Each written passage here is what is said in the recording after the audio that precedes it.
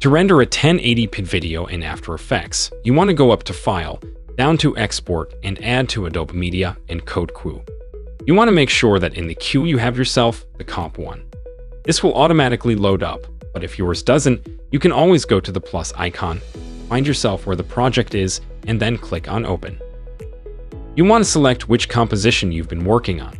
So mine is called Comp 1. Click on OK, and there we go.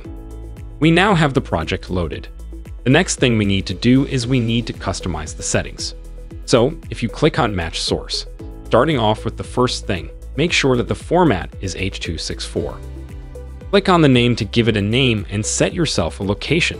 So I'm just going to overwrite this one.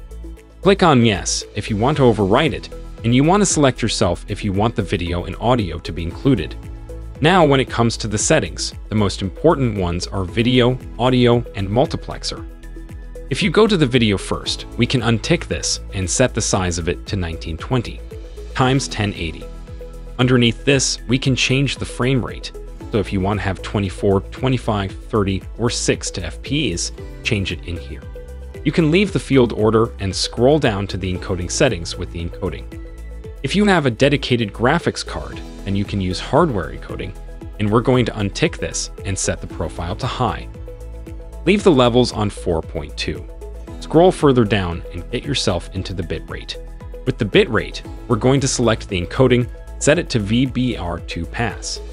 This is going to basically allow you to have the target and the maximum bitrate. If you don't know what the bitrate is, it is what determines the quality of your video, and it also compresses it down your video.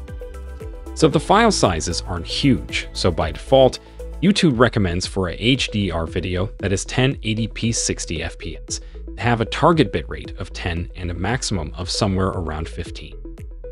Once you've done that, we can scroll all the way down to the bottom. We can leave these ones and then move on to the audio. Make sure that the audio is on AAC 48000. Keep it on stereo and set the bitrate to 384.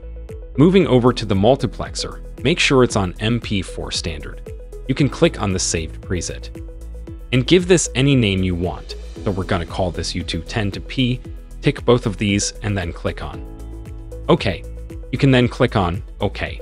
And once you're ready to render your video, you can select yourself, the renderer, as the coda.